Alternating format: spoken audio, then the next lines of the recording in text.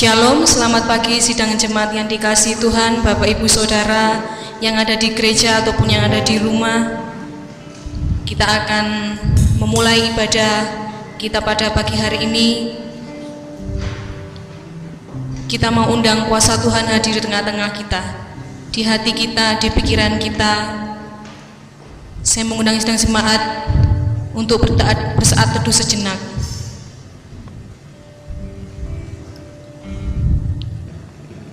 Engkau berkata bahwa tak usah kami takut Tuhan, tak usah kami bimbang, tak usah kami cemas, karena Engkau selalu beserta dengan kami. Tangan-Mu tak kurang panjang untuk menolong setiap kami Tuhan. Dimanapun kami berada, apapun masalah yang kami alami pada pagi hari ini, masalah apapun, seberat apapun yang kami hadapi, yang berlalu-lalu yang tidak kunjung ada jawaban, namun Tuhan selalu berkata bahwa Engkau selalu akan beserta dengan kami.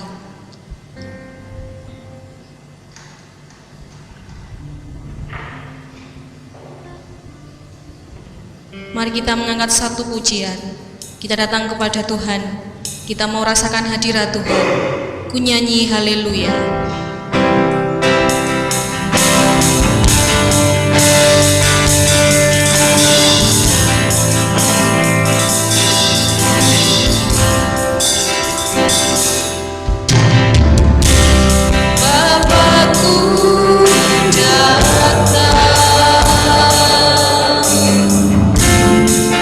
Menyembahmu di sini.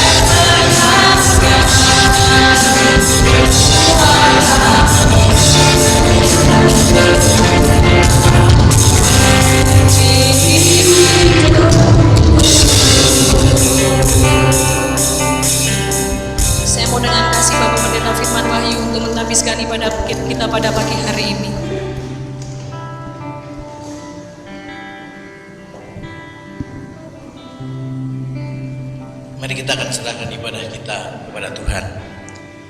Pertolongan dalam ibadah pada pagi hari ini datangnya dari pihak Tuhan Allah, pencipta langit dan bumi, yang tidak pernah meninggalkan ciptaan tangannya. Turunlah atas kita sekalian anugerah dan damai sejahtera dalam nama Allah Bapa, dalam kasih Sang Putra Tuhan Yesus Kristus, dan dalam pimpinan Roh-Nya yang kudus, dari awal hingga akhir ibadah pada pagi hari ini. Tuhan kiranya dimuliakan di dalam dan melalui kita. Amin. Jemaat dipersilakan duduk kembali. Kita akan menaikkan doa ucapan syukur kita kepada Tuhan karena pertolongan Tuhan yang begitu menakjubkan dalam setiap kehidupan kita. Sepatutnya kita bersyukur karena kasih dan pertolongan Tuhan dalam setiap hidup kita. Namun sebelumnya kita akan memuji Tuhan terlebih dahulu. Sambil kita bersuka cita bersama-sama, kita memuji Tuhan. Ku bersyukur padamu, oh Yesusku.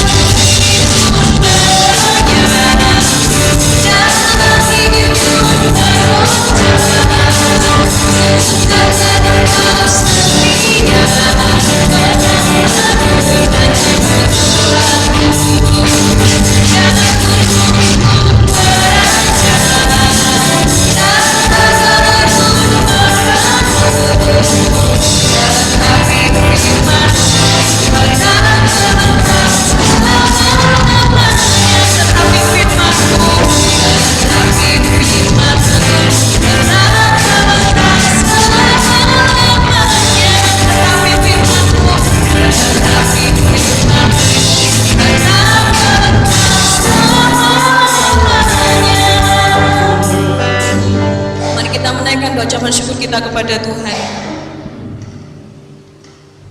Kasih Tuhan, sudah ini kasih setiamu, pertolongan, kesudahan, dan telah memberikan kepadanya kekuatan menjalani hidupnya sebagai keadaan situasi yang tak terduga, keadaan yang merasa sulit. Tuhan, kasih setia Tuhan itu tidaklah meninggalkan kami. Kasih setiamu yang agung dan pertolonganmu yang biasa, itulah sumber sejahtera. Kami mengucap syukur, tangan Tuhan mengucap kami, dan rumah menguat, dan tidak berdaya mengucap kasih tak terlaksana. Ada rancangan yang kasih Tuhan kami bersyukur. Tolonglah menyebabkan kesudahan yang menopang kami dalam kekuatan. Terima kasih Tuhan. Semuanya dalam Tuhan. Kami sungguh memuliakan dan mengagungkan nama-Mu Tuhan. Engkau tak pernah sedikit pun meninggalkan setiap kami.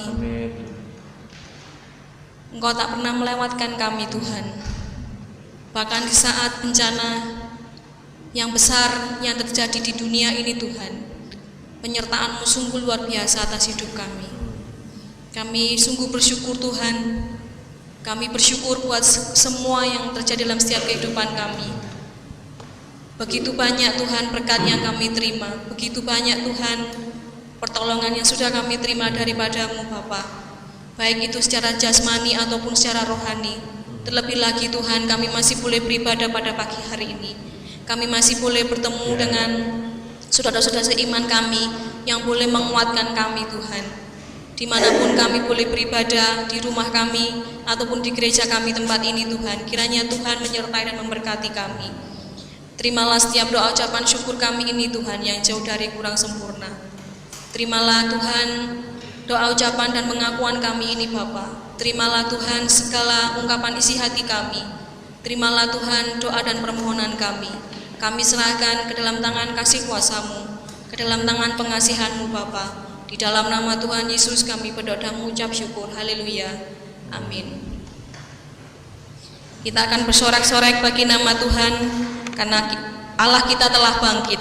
Allah kita telah naik ke surga dan Dia telah menunjukkan kuasa-Nya kepada kita. Kita akan bersyukur kepada Tuhan. Kita akan menaikkan pujian Allah bangkit, bersoraklah.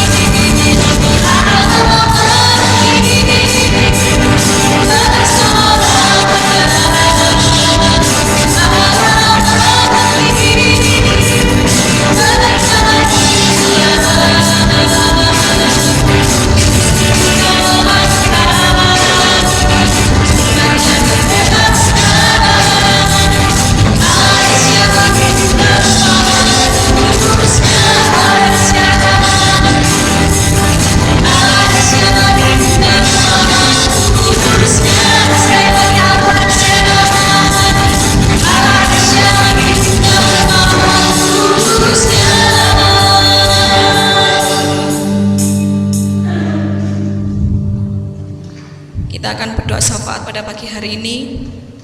Terus kita berdoa untuk pandemi yang terjadi saat ini.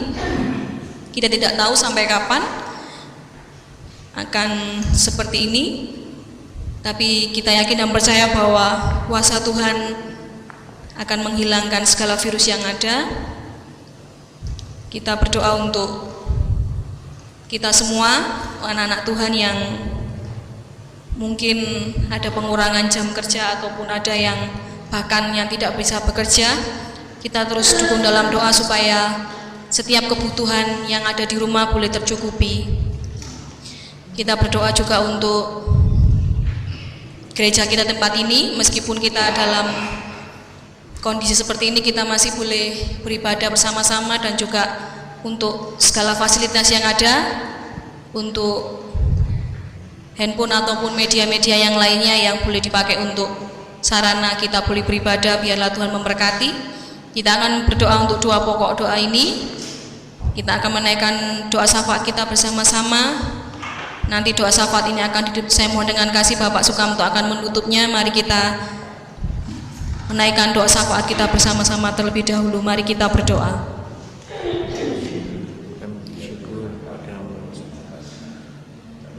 Kami datang kepada Tuhan hari ini untuk membawa kepada Engkau mengambil berkat-Mu berbagai hal dan situasi yang tak mampu kami jangkau dengan kekuatan kami.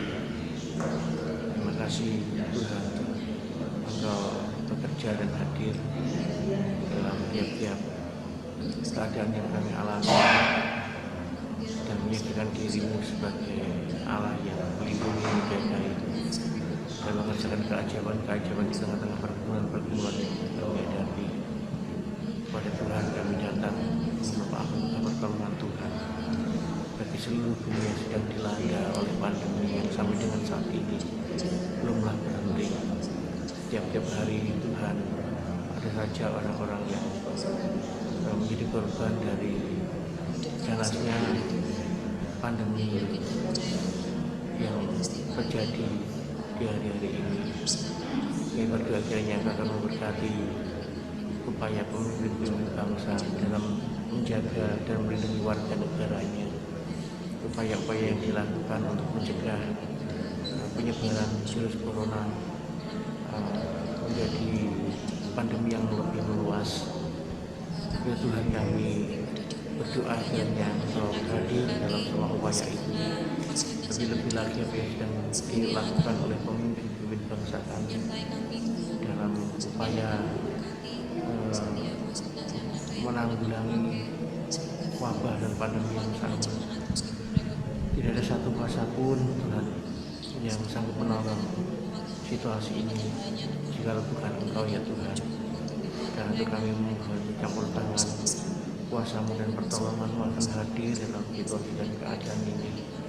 Tuhan, upaya yang dilakukan oleh pemerintah termasuk di dalamnya, tolonglah agar masyarakat memberikan respon yang seharusnya menjadi bagian dari anak bangsa yang berjuang bersama-sama dengan upaya-upaya yang dilakukan oleh pemimpin bangsa ini untuk mengatasi pandemi. Tuhan, tolonglah Engkau menjaga juga di medis para tenaga kesehatan yang tiap-tiap berjuang bahkan bertaruh nyawa untuk menangani para korban dari pandemi ini. Tuhan, tolong lindungi mereka, luputkanlah mereka di belakang mereka ada keluarga, anak-anak, suami, istri, orang tua yang menanti mereka pulang dengan kembali. Kiranya Tuhan akan memberikan pertolongan dan anugerah-Mu itu. Berikan kiranya kami berkati saudara-saudara kami dimanapun mereka berada.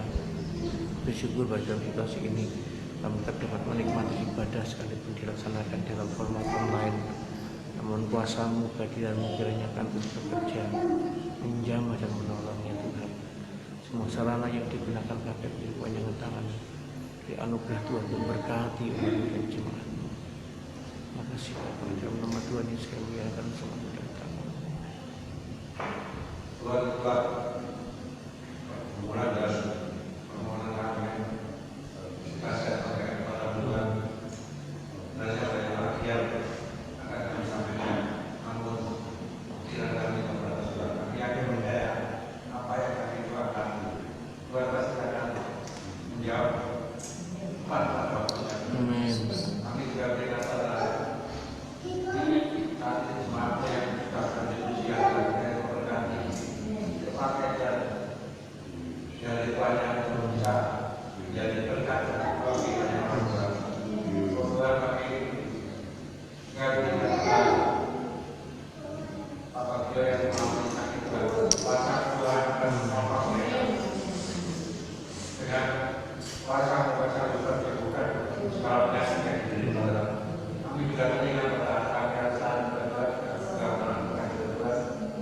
melakukan segala penyakit ya Tuhan. Kami percaya Tuhan akan menyembuhkan mereka hingga mereka boleh sembuh akan kuasa Tuhan.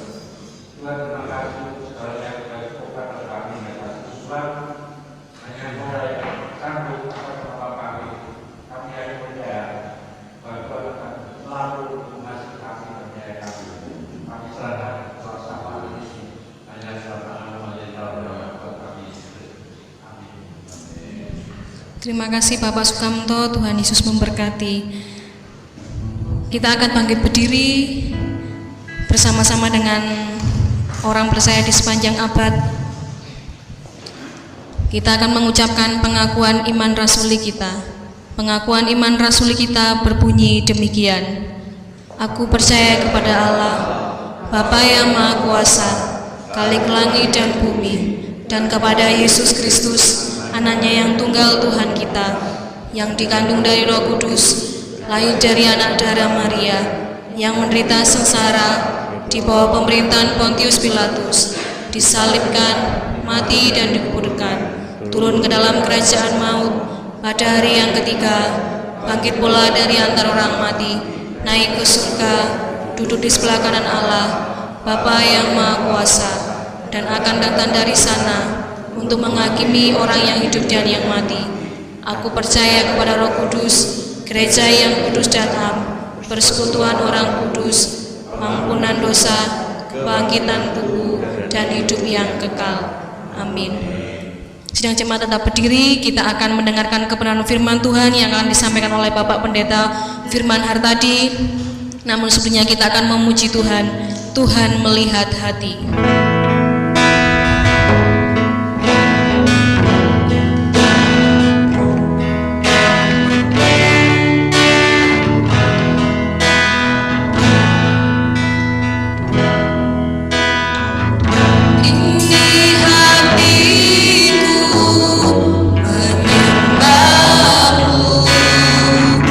Tulus dan kagum padamu Yesus.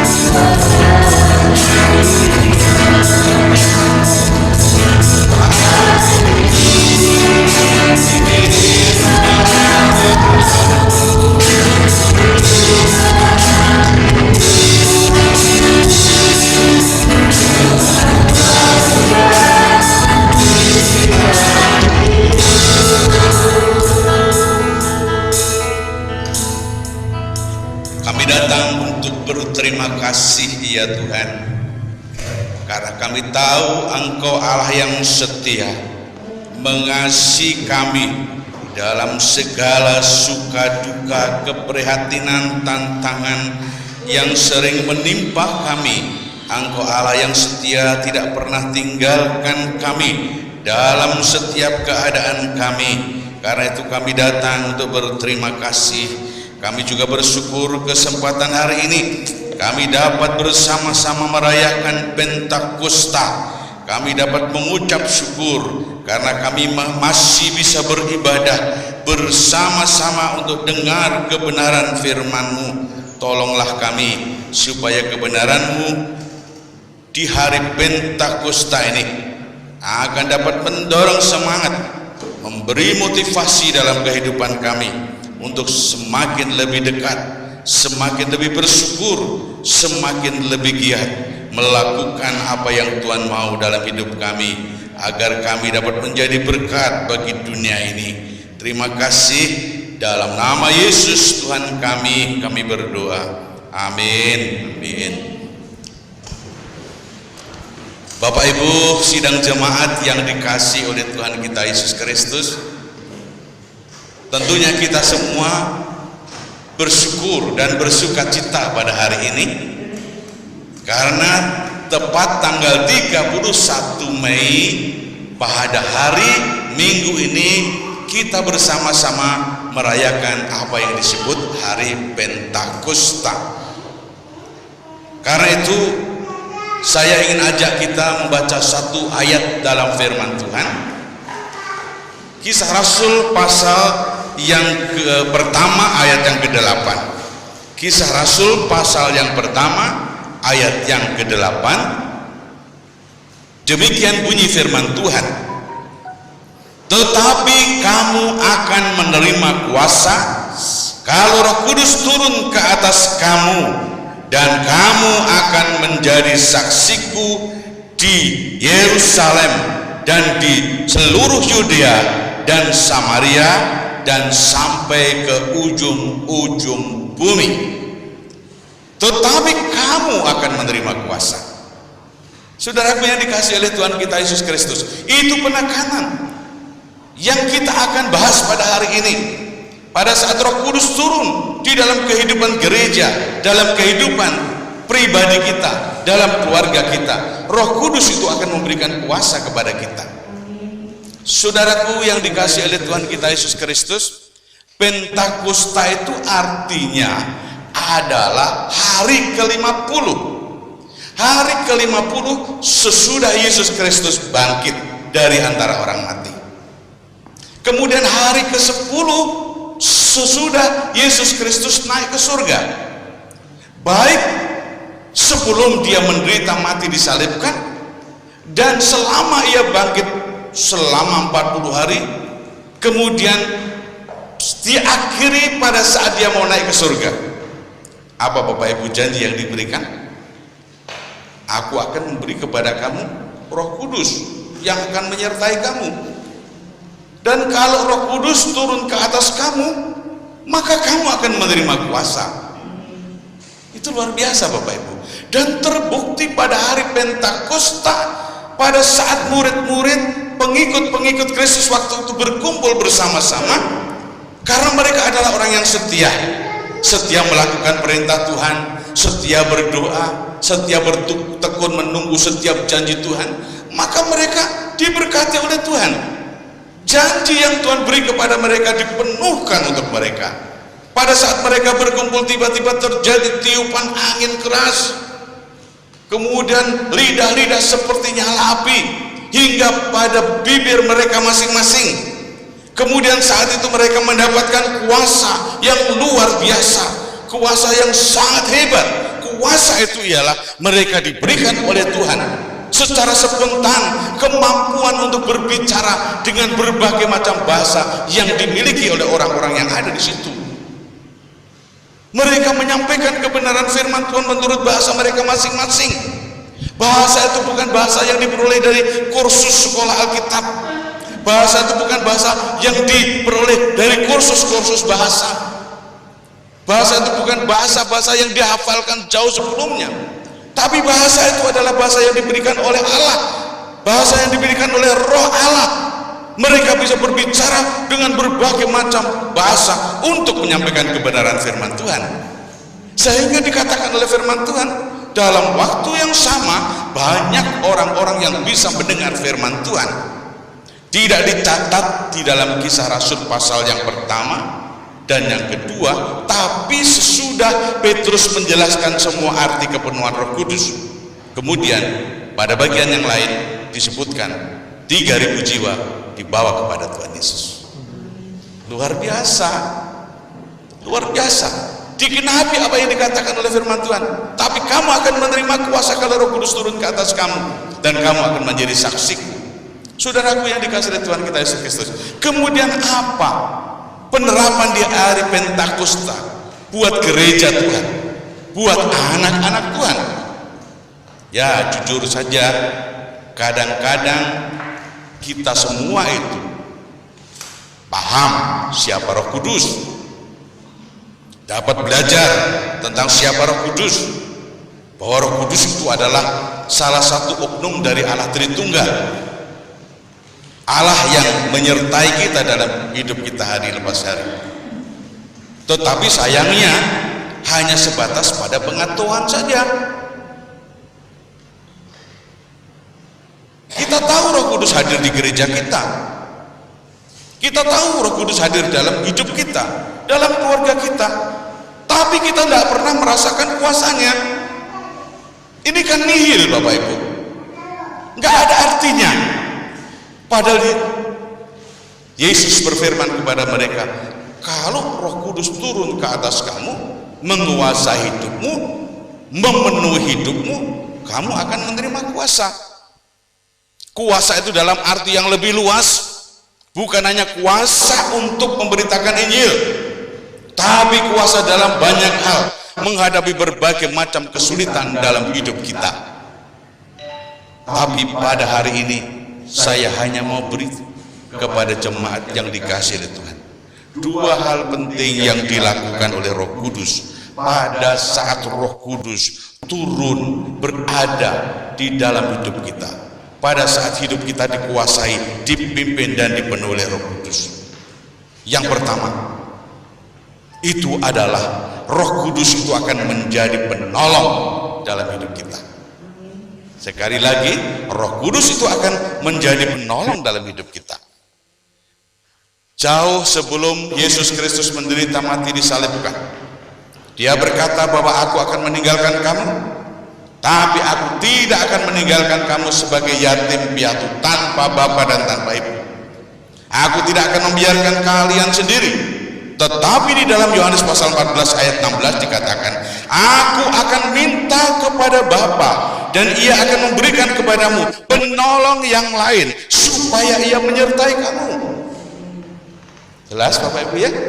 Dikatakan di situ, aku tidak akan meninggalkan kamu yatim piatu, tidak akan membiarkan kalian sendiri. Aku tetap bersama dengan kamu, sebab aku akan minta kepada Bapa penolong yang lain. Yang dimaksudkan penolong yang lain itu adalah Roh Kudus yang akan tetap menyertai anak-anak Tuhan, murid-murid Tuhan, walaupun secara manusia Yesus tidak bersama-sama dengan mereka.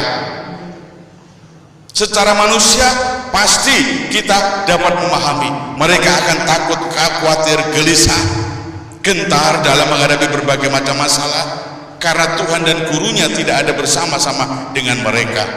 Tapi dikatakan di sana, kamu tidak usah gentar, kamu tidak usah khawatir, kamu tidak usah susah, sebab aku akan selalu bersama-sama dengan kamu. Dah, Bapak Ibu, sekarang saya menyampaikan, kalau Roh Kudus itu dikirim menjadi penolong kita, maka ada dua hal penting yang dapat dilakukan Roh Kudus sebagai penolong dalam hidup kita. Penolong itu artinya pendamping, ya. Penolong itu artinya seseorang yang dapat meringankan beban, penderitaan, kesulitan yang sedang kita alami. Tentunya kita semua pernah mengalami kan? berbagai macam kesulitan, saat kita ya tidak bisa bangun karena sakit, orang lain menolong kita, ya saat suami anak kita sedang menderita sakit, mereka tidak bisa makan minum sendiri, kita menolong. Saat kita terjatuh, kita perlu orang lain yang bisa menolong kita, itu artinya penolong. Jadi penolong itu satu pribadi yang selalu bersama dengan kita untuk mendampingi, menolong kita dalam segala macam suka duka kesulitan yang kita hadapi. Kalau dikatakan aku akan minta kepada Bapa penolong yang lain, yaitu Roh Kudus, maka yang pertama sebagai penolong yang dilakukan oleh Roh Kudus kepada kita ialah Ia akan memimpin kita ke jalan yang benar. Ya, itu yang utama. Banyak hal yang lain yang bisa dilakukan oleh Roh Kudus, menghibur, menguatkan, memberkati, tapi salah satu yang utama di situ, Ia akan memimpin kita ke jalan yang benar. Ya, Yohanes 16 ayat 13 berkata, tetapi apabila Ia datang, yaitu Roh kebenaran, Ia akan memimpin kamu ke dalam seluruh kebenaran. Di dalam dunia ini banyak filsafat-filsafat, ada yang baik, ada yang tidak baik. Ada yang membawa kita kepada jalan yang benar, tapi ada yang menyesatkan. Itu filsafat dunia. Ya.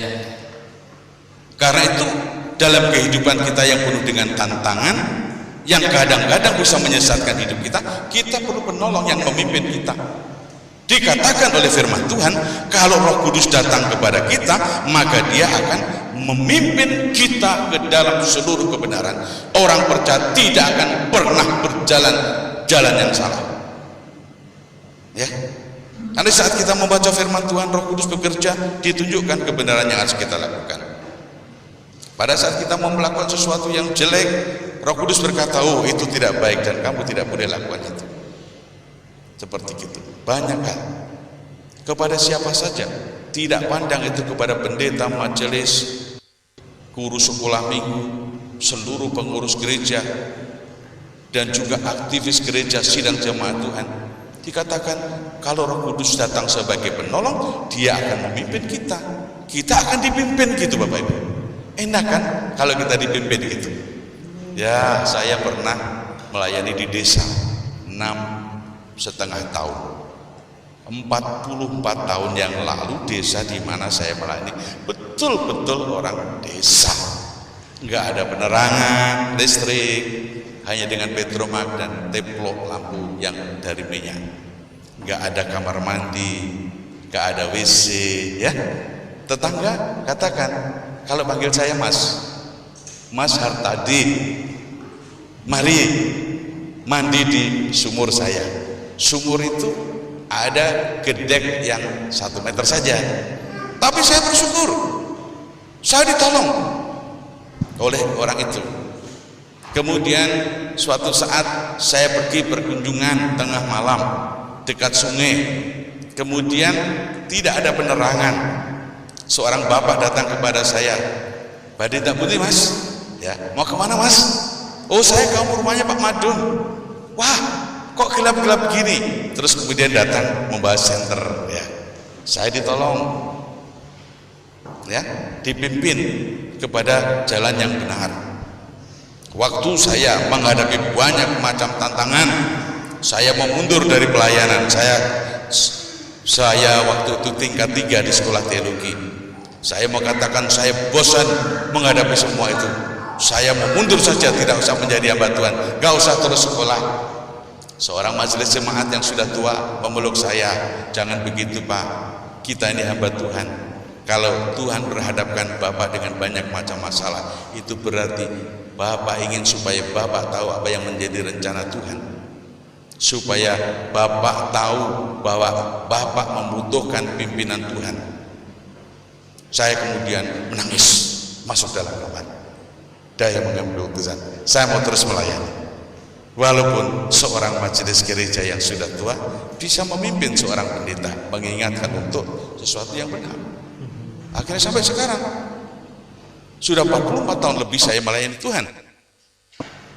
Dan berbagai macam masalah sering saya hadapi, kesulitan apapun, saya membutuhkan penolong yang dapat memimpin, dan Roh Kudus selalu memimpin dalam kehidupan saya. Demikian Bapak Ibu sekalian, Roh Kudus sebagai penolong yang diminta oleh Yesus kepada Bapa untuk menyertai kita, akan memimpin kita. Ya, akan memimpin kita. Karena itu kadang-kadang kalau kita berjalan pada jalan yang salah, diarahkan, oh ini yang benar, ini yang benar, ini yang benar, sehingga jangan sampai kita terpelocok kepada jalan yang salah.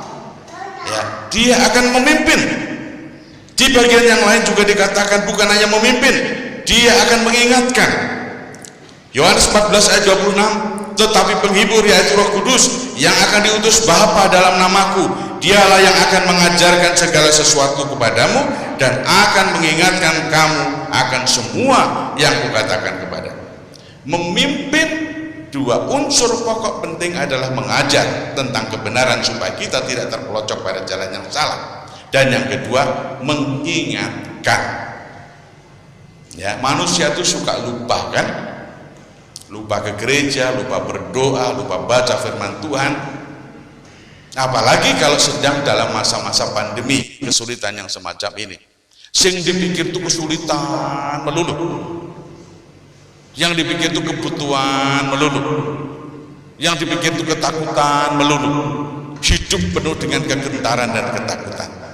Tapi dikatakan kalau Roh Kudus menolong kita, bukan hanya memimpin, mengajar kepada kita kepada jalan yang benar, tetapi mengingatkan. Eling elingo, eling lan waspada. Dikatakan begitu bahasa Jawanya, mantap. Ingatlah, aku ini bersama dengan kamu. Gak usah kamu gentar, takut, khawatir, dikatakan. Dia akan mengingatkan segala sesuatu yang Tuhan pernah katakan kepada kita, yang Tuhan pernah ajarkan kepada kita melalui berbagai macam bentuk. Nasihat-nasihat melalui kebenaran firman Tuhan yang kita dengar lewat khotbah, lewat pembacaan pribadi, lewat nasihat-nasihat orang lain, dia akan selalu ingatkan. Ingat, ingat, ingat, dan ingat ya, aku menyertai kamu, aku akan memimpin kamu. Ingat, aku pernah berkata kepadamu, kepada murid-murid sering berkata begitu. Pada saat mereka kebanyakan tidak percaya akan kebangkitan, Yesus berkata kepada mereka, apa? Ingat bahwa dulu aku pernah berkata kepadamu bahwa Mesias harus menderita, mati, disalibkan, dan bangkit dari antara orang mati. Kenapa kamu lupa? Ya, karena ada ketakutan, ada kekhawatiran, orang suka lupa. Hari ini Pentakosta itu Bapak Ibu, Roh Kudus hadir pada hidup kita, pada gereja kita, keluarga kita, untuk menjadi penolong. Dan sebagai penolong, dia akan memimpin kita kepada jalan yang benar. Dia akan mengingatkan kita untuk berjalan pada jalan yang benar. Dan sebagai penolong, yang kedua, bukan hanya memimpin kita kepada jalan yang benar, mengajar, mengingatkan kita untuk selalu berjalan dalam kebenaran, tetapi sebagai penolong, dia akan memberikan penghiburan kepada kita. Amin. Luar biasa, dia akan berikan penghiburan kepada kita.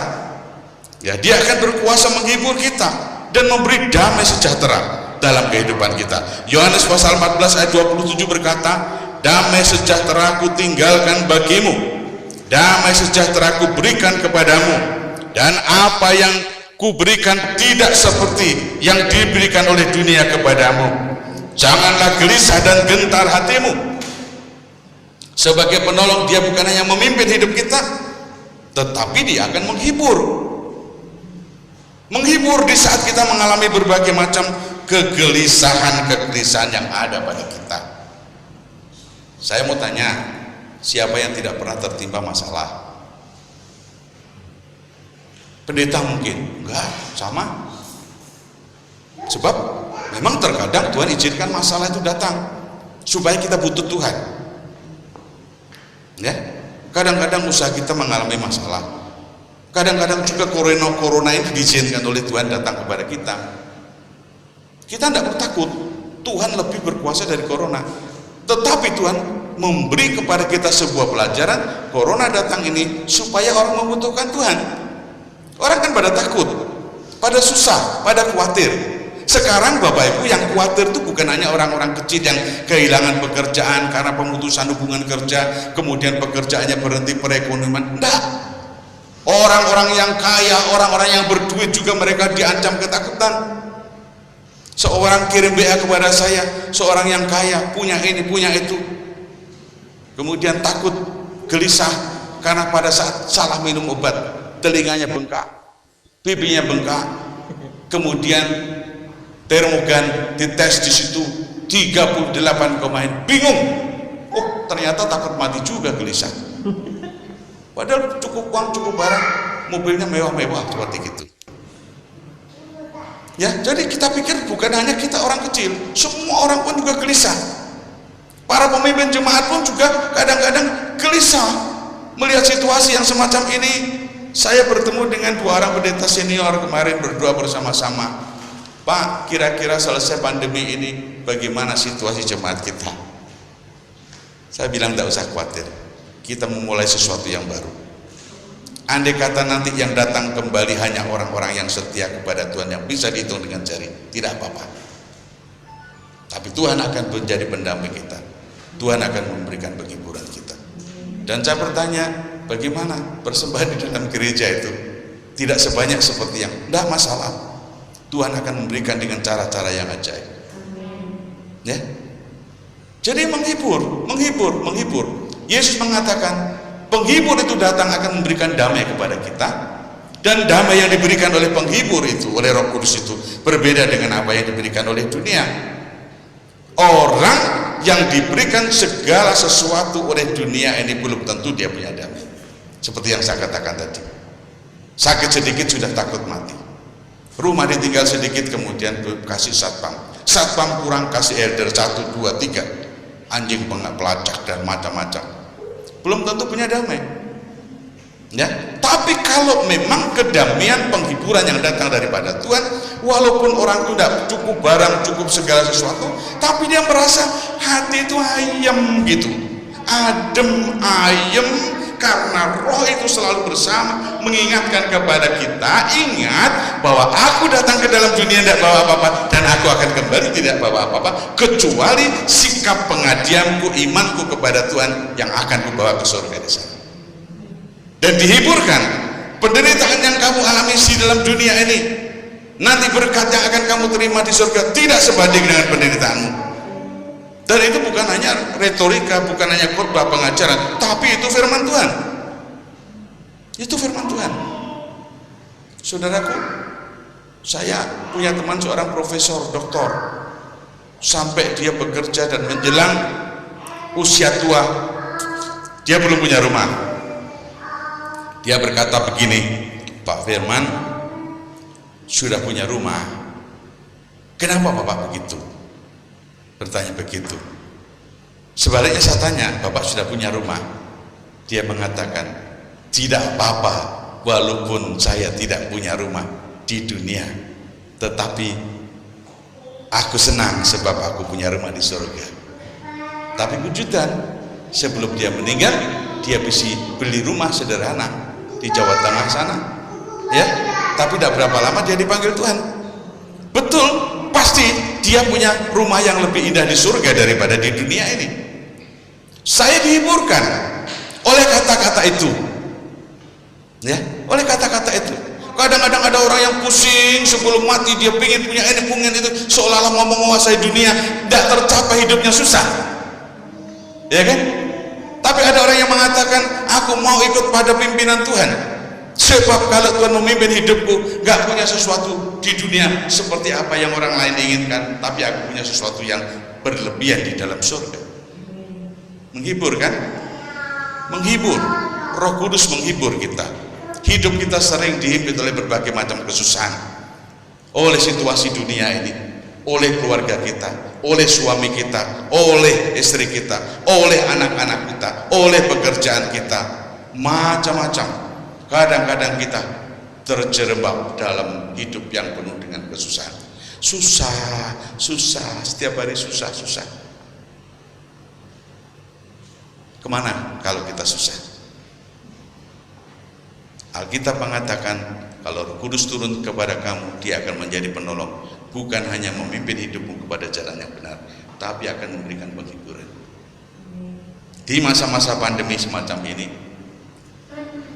Ya memang ini bukan semacam penghiburan basa-basi, tidak. Saya mau katakan di masa-masa yang susah seperti ini kita tidak perlu takut dan khawatir, tidak perlu gentar. Selama kita dekat dengan Tuhan, banyak doa, ya hati ini tenang gitu loh ya. Hati ini tenang Bapak Ibu. Tapi kalau kita jauh dengan Tuhan, ya isinya susah, khawatir.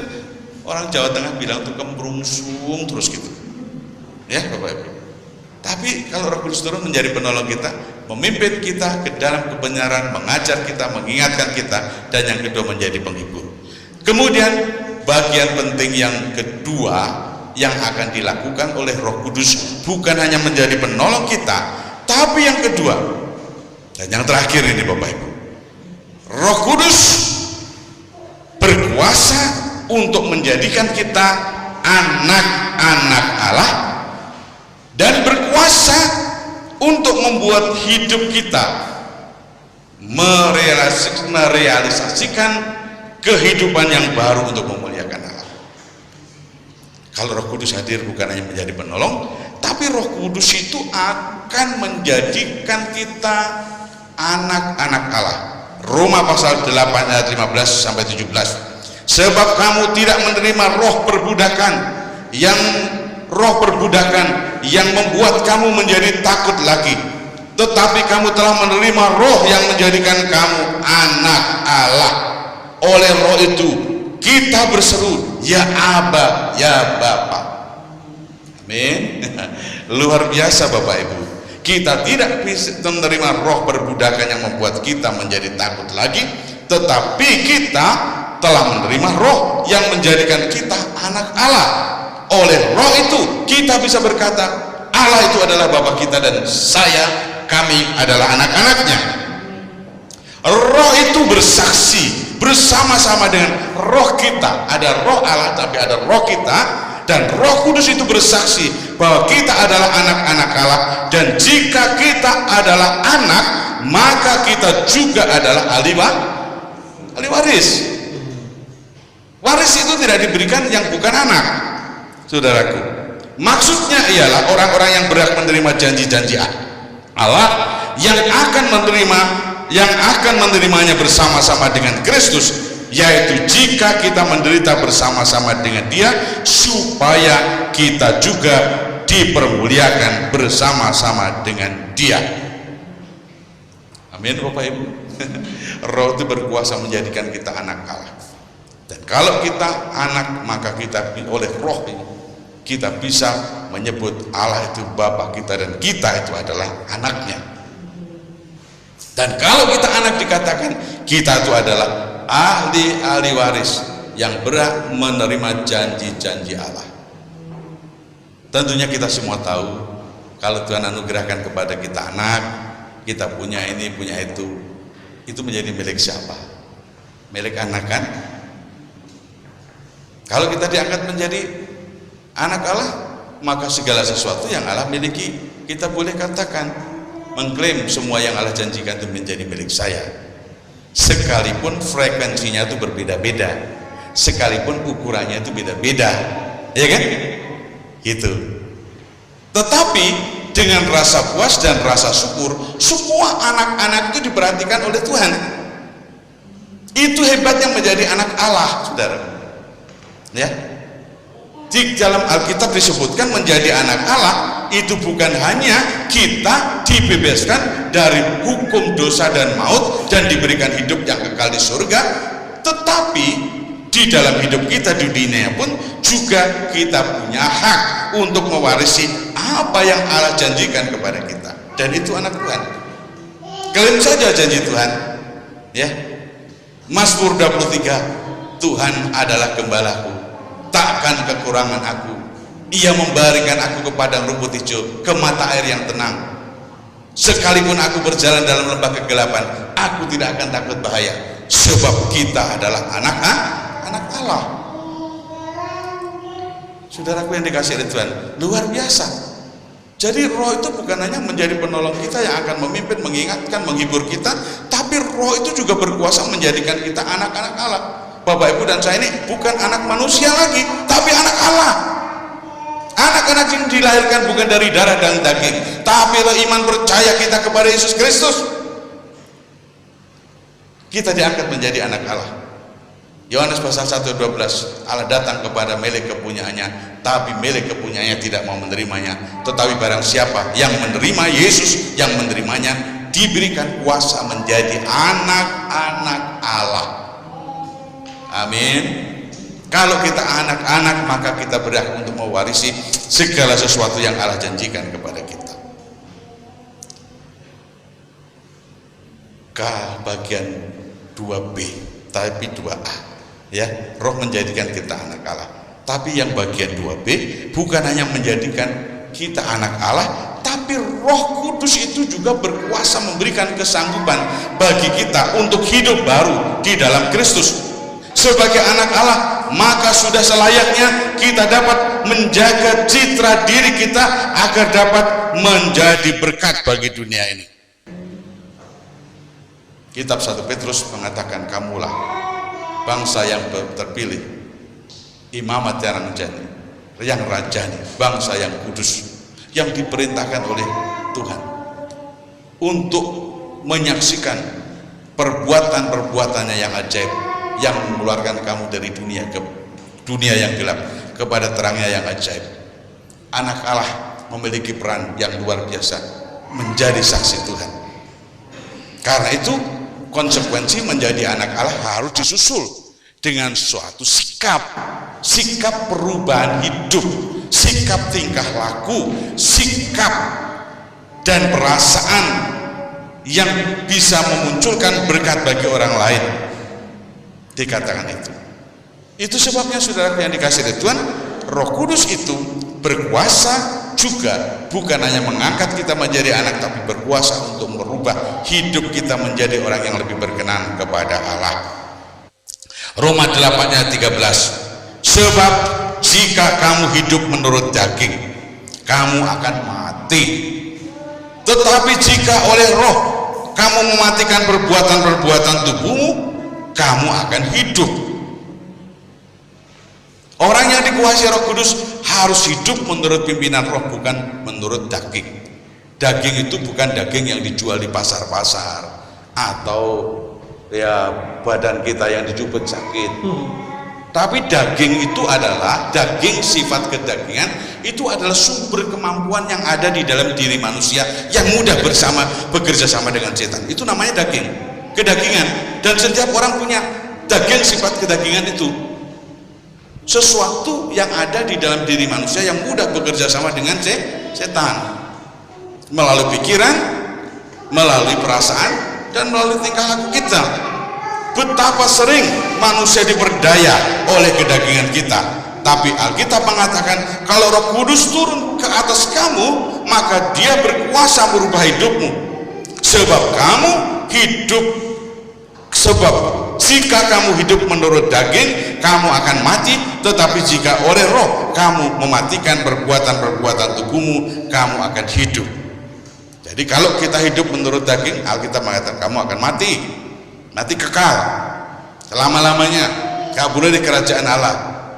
Tetapi kalau kamu hidup menurut Roh, maka kamu akan hidup kekal, hidup selama-lamanya di surga. Itu sebabnya bagi orang-orang yang didiami Roh Kudus, dipenuhi Roh Kudus, ya, dikatakan oleh Efesus pasal 4:17, sebab itu kukatakan dan kutegaskan ini kepadamu di dalam Tuhan, jangan hidup lagi seperti orang-orang yang tidak mengenal Allah.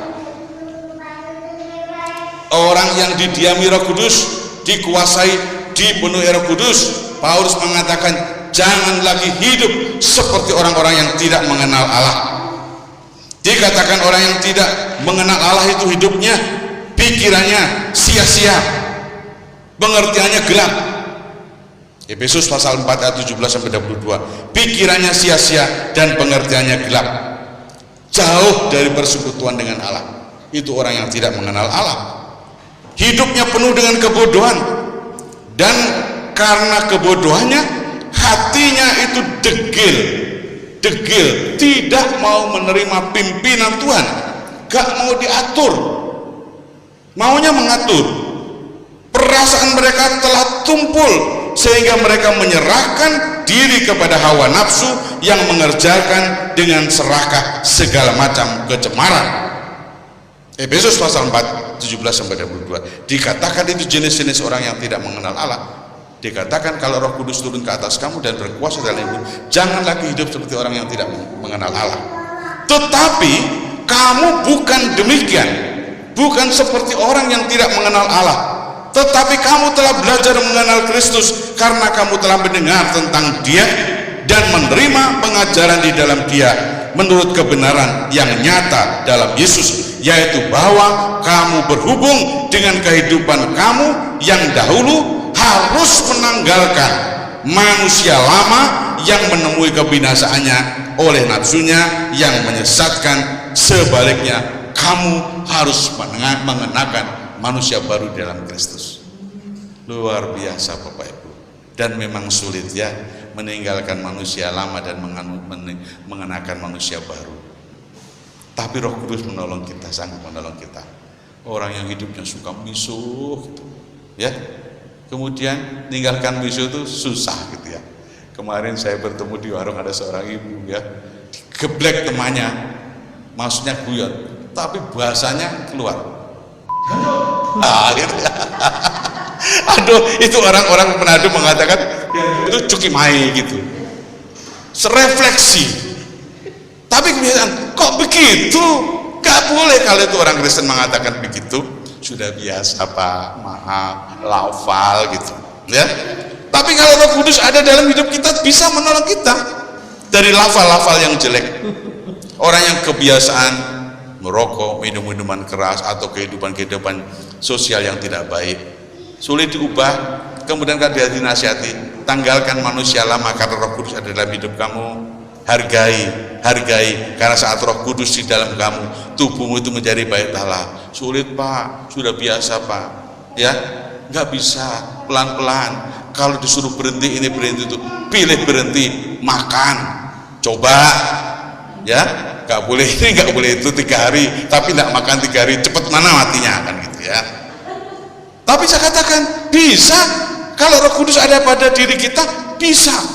Banyak orang hidupnya dirubah oleh Tuhan, yang jelek menjadi baik, yang hitam menjadi putih, yang merah menjadi putih, karena ada Roh Kudus, ada sumber kemampuan. Demikian juga dalam kehidupan kita ya. Hidup baru itu adalah citra anak-anak Tuhan, dan kehidupan yang diubah oleh Tuhan itu akan membuat kita menjadi garam dan terang. Gereja kita akan berkembang dengan sendirinya. Bukan hanya semata-mata pendeta, penginjil, guru sekolah minggu, mentor, tutor PPA keliling memberitakan Injil. Bukan hanya itu.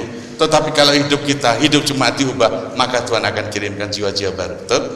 Jemaat mula-mula tiap hari ditambahkan oleh Tuhan dengan orang-orang yang diselamatkan, karena hidup jemaat mula-mula diubah oleh Tuhan, diubah oleh Roh Kudus. Roh Kudus berkuasa merubah hidup mereka. Maka tiap-tiap hari Tuhan menambahkan dengan jiwa-jiwa yang diselamatkan. Karena itu kalau GKN Maranatha ingin gereja berkembang lebih baik, tidak boleh hanya menggantungkan kegiatan-kegiatan formal, tetapi harus dibarengi dengan sebuah sikap kegiatan untuk jemaat gereja Tuhan yang didiami oleh Roh Kudus merubah diri dalam sebuah kehidupan yang baik. Maka kehidupan yang baik itu bagaikan sekuntum bunga yang mekar. Kemudian datanglah kumbang-kumbang ingin merasakan madunya. Bapak Ibu, ini sudah terakhir ya, tapi saya mau mengulas. Kalau hari ini kita memperingati Pentakosta, pencurahan Roh Kudus, dan pada saat Roh Kudus turun, maka murid-murid pengikut Tuhan diberikan kuasa yang luar biasa. Dan sekarang janji itu diberikan kepada kita. Kalau Roh Kudus turun dalam kehidupan kita, dalam gereja kita, apakah kita juga percaya bahwa Roh Kudus itu berkuasa untuk menolong dalam kehidupan kita?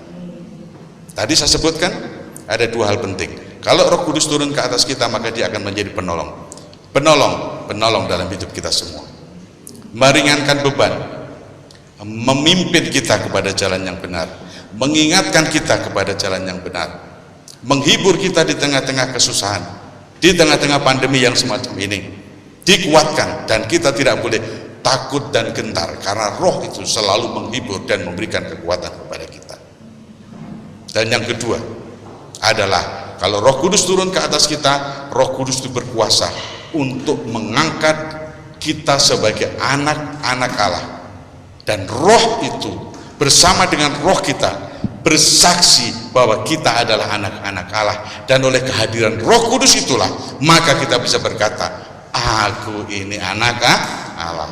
Kita bisa menyebut, ya Bapa, sebab aku ini anak-anakmu.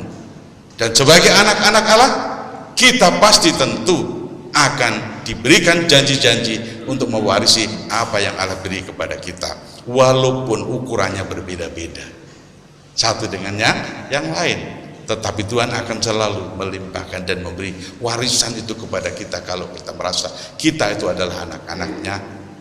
Dan pada bagian yang kedua B, kalau kita ini anak, bukan hanya kita memperoleh waris atas janji-janji Allah, tapi kita juga diberikan kesanggupan untuk merealisasikan hidup yang baru di dalam Kristus, hidup yang telah diubah oleh Kristus, sehingga hidup yang sudah diubah oleh Kristus itu akan dapat berguna bukan hanya untuk diri kita, keluarga kita, tetapi untuk gereja kita dan untuk masyarakat di sekitar kita, sehingga pada saat orang lain melihat kita, melihat Kristus yang oleh kuasa Roh Kudus merubah hidup kita, kita menjadi berkat.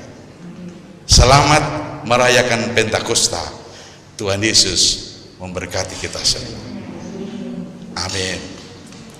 Terima kasih, dan marilah kita bersama-sama berdoa sejenak. Ya Tuhan, kami berterima kasih hari ini, walaupun dengan penuh kesederhanaan, kami dapat merayakan Pentakosta di gereja kami. Kami berterima kasih karena hadirnya Roh Kudus yang berkuasa dalam hidup para murid pada waktu itu, juga dijanjikan kepada kita berkuasa di dalam hidup kami anak-anak-Mu. Kami menyadari bahwa pada masa-masa sekarang kami berada pada masa-masa yang sulit. Pandemi COVID-19 mau mengakibatkan berbagai macam dampak yang kadang-kadang kami merasa takut, gentar, dan khawatir. Tapi firman-Mu hari ini berkata kepada kami, kalau Roh Kudus sebagai penolong kami datang, maka akan memimpin, mengingatkan, dan menghibur kami di tengah-tengah kesulitan dan masa-masa yang susah. Dan bukan hanya itu, kalau Roh Kudus turun kepada kami, Dia akan bersaksi bersama dengan roh kami bahwa saat kami percaya kepada Yesus dan menerima Roh Kudus, maka kami dapat menyebut Allah itu Bapa kami dan kami adalah anak-anaknya. Dan kalau kami adalah anak, kami tidak perlu khawatir karena Tuhan akan selalu peduli kami sebagai anak-anaknya. Segala macam kebutuhan kami akan dicukupkan oleh Tuhan, segala macam kesusahan kami akan dihiburkan oleh Tuhan, segala kelemahan kami akan dikuatkan oleh Tuhan. Kami akan selalu memandang sebagai Bapa yang baik dan selalu memberi perhatian kepada kami. Dan kalau kami adalah anak Allah, kami mengucap syukur karena Roh Kudus juga berkuasa untuk kami dapat menjaga citra diri kami sebagai anak Allah, agar melalui pikiran, sikap, dan tingkah laku kami dapat memuliakan nama Tuhan. Kami dapat menjadi berkat bukan hanya untuk diri kami sendiri, bukan hanya untuk keluarga, bukan hanya untuk gereja, tapi untuk masyarakat di sekitar, sehingga manakala mereka melihat kami, melihat kehadiran Roh Kudus yang menyertai hidup kami, dan dapat mewujudkan segala macam bentuk kehidupan yang dapat menjadi berkat. Berkatilah kami semua di saat kami memperingati Pentakosta pada hari ini, supaya hati kami dapat bergelora dengan penuh rasa syukur, supaya hati pikiran kami dapat dipenuhi dengan sebuah keyakinan, kalau Roh Kudus turun atas kami, maka kami semua akan menerima kuasa. Terima kasih Tuhan. Dalam nama Yesus, Tuhan Juru Selamat kami yang ajaib, kami sudah berdoa. Amin. Terima kasih, dan waktu saya kembalikan.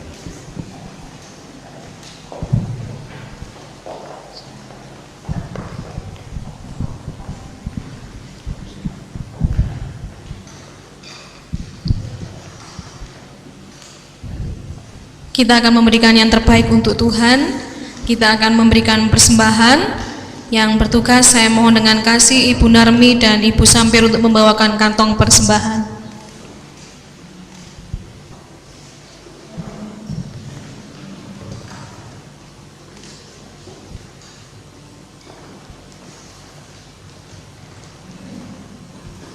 Kita akan berdoa terlebih dahulu.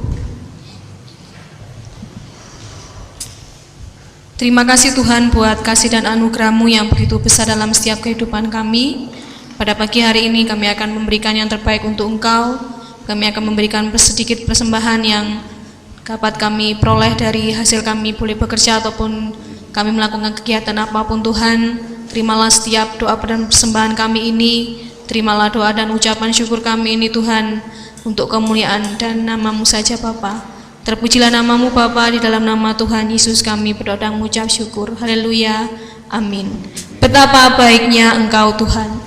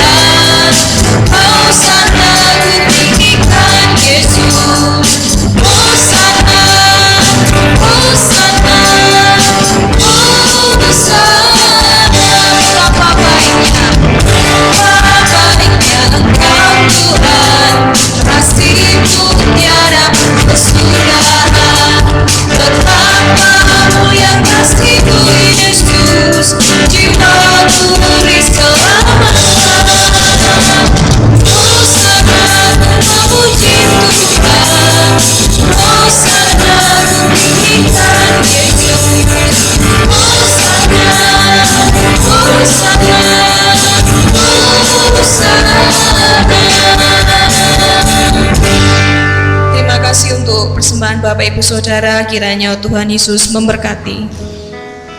Kita akan pulang ke rumah kita masing-masing dan kita akan menerima doa berkat yang akan disampaikan oleh Bapak Pendeta Firman Wahyu. Kita akan mengangkat satu pujian, Masih Ada Jalannya Tuhan.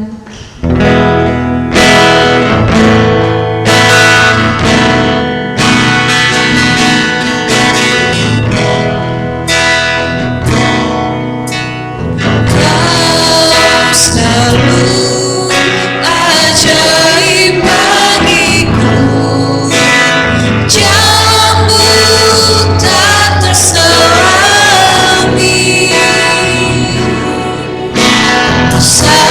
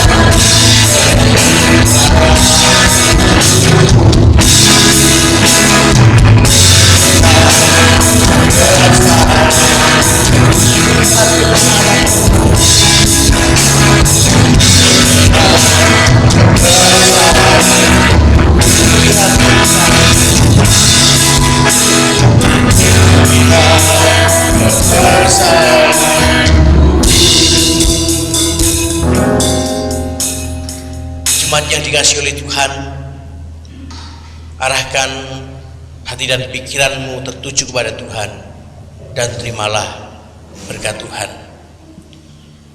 Kiranya anugerah dan damai sejahtera akan dicurahkan berlimpah-limpah oleh Bapa yang kekal, pencipta langit dan bumi, yang di dalam Kristus telah mengasihi kita dengan kasih yang sempurna, menerima kita menjadi anak-anak miliknya dalam segala kelemahan dan keterbatasan kita, dan mengurapi kita dengan kuat kuasa Roh Kudus-Nya, Roh Kudus yang akan menolong kita menjadi anak-anak Tuhan yang hidup di tengah-tengah dunia ini sebagai anak-anak Allah, menghasilkan buah-buah yang limpah bagi hormat dan kemuliaan-Nya, supaya kelak ketika Sang Raja Agung itu datang kedua kali, yakni Yesus Kristus, Ia akan menjumpai kita menjadi umat yang berkenan bagi hormat dan kemuliaan nama-Nya.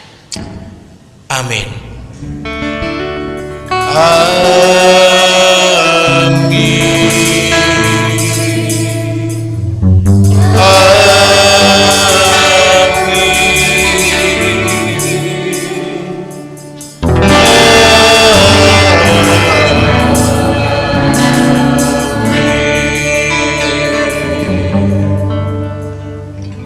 Silakan duduk dan mari kita akan ambil satu dus jenak.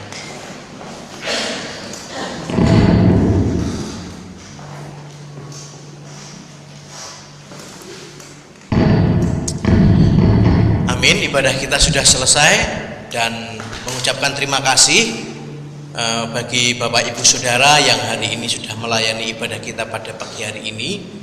Sekali lagi saya mengingatkan kepada Bapak Ibu sekalian yang di gereja maupun yang di rumah bahwa pandemi belumlah selesai.